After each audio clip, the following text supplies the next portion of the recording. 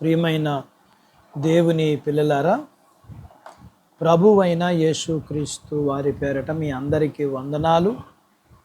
ప్రభువు పేరట మీ అందరికీ శుభములు, దీవెనలు కలుగును గాక. ఈ ఉదయకాలం పరిశుద్ధ గ్రంథం నుండి దేవుని వాక్యాన్ని చదువుకుందాము.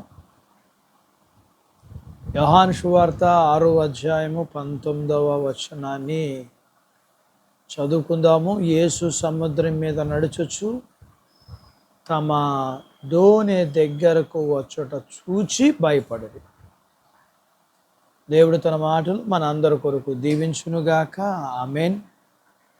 ప్రియమైన దేవుని పిల్లలారా, గలిలయ సముద్రము తరచుగా తుఫాన్లు వస్తుంటాయి. ఆ సమయంలో చిన్ని చిన్ని దోణులు ప్రయాణించడం అంత మంచిది కాదు. సుమారు 3 నుండి 4 మైళ్ళ దూరం నావలో ప్రయాణం చేశారు. తుఫాన్లో ఇరుక్కుపోయారు. ఇది గమనించిన సృష్టికర్త అయిన యేసు నీళ్లపై నడిచి వచ్చుట చూచిరి. ఆయన వారిని సమీపించగా భయపడిరి. అప్పుడు ఆయన, నేనే భయపడకడని చెప్పి వారిని ఆదరించారు. గలిలయ సముద్రమును కలగజేసిన వాడే, తుఫాని అలజడిని లేచిన నీటి పొంగును నిమ్మలింపజేసి తన శిష్యులను క్షేమంగా ఒడ్డుకు చేర్చాడు. నేనే అనే మాటకు శ్రమలో నేను ఉన్నవాడును, నేనే దేవుణ్ణనే అర్థం వస్తుంది. ఆయన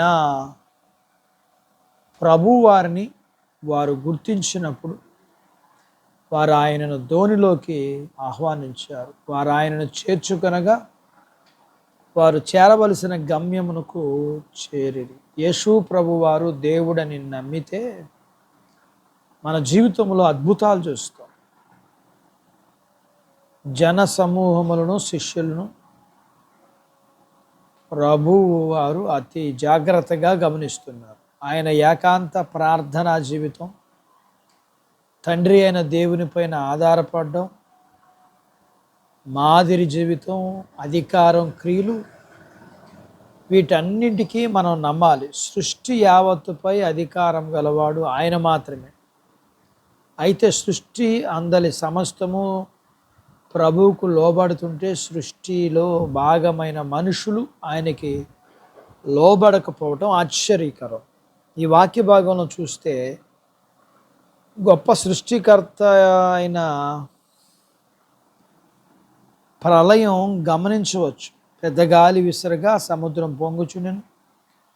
ప్రభువారు నీళ్లపై నడుచుట అద్భుతం. ఆయన ప్రకృతి పైన ఆధిపత్యం కలిగిన వాడు, సృష్టిపైన అధికారం కలిగిన వాడు, సమస్తము సాధ్యం చేయగలవాడు.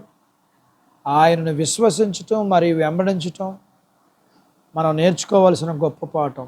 గుర్తుపెట్టుకుందాం, ప్రశ్నించాక, అవమానించాక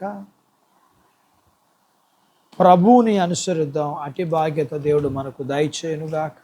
ఆమేన్. ప్రార్థించుకుందాం. నాతో పాటు ఏకీభవించండి. మమ్మల్ని మిక్కిలిగా ప్రేమించిన మా ప్రియ పరలోకపు తండ్రి, మీ పరిశుద్ధ నామమును బట్టి మీకు వందనాలు. ఈ ఉదయకాలం మీ పాదాల దగ్గర మీ లేఖనాన్ని నేర్చుకోవడానికి సహాయం చేశారు. మీరు సమస్తమును మీద అధికారం కలిగిన వారు, సమస్తమును సాధ్యం పరిచేవారు, సమస్తమును స్వాధీనపరుచుకున్నవారు. మీరు సృష్టి పైన అధికారం కలిగిన వారు, సమస్తము సాధ్యం చేయగలిగిన వారు.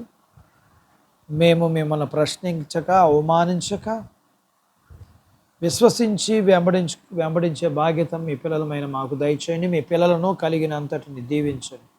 చిన్న బిడ్డలను, యవనస్తులను, వృద్ధులను, స్త్రీ పురుషులను దీవించండి. వారి చదువులు, ఆరోగ్యాలు, ఉద్యోగాలు, పొలాలు, పశువులు, చేతి పనులు, ఉద్యోగ ప్రయత్నాలు మీరు దీవించండి.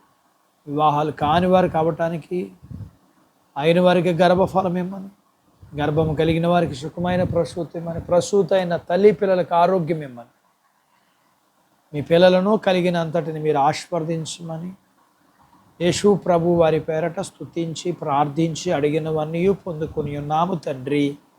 ఆమెన్. దేవుడు మిమ్మల్ని దీవించునుగాక. ఆమెన్.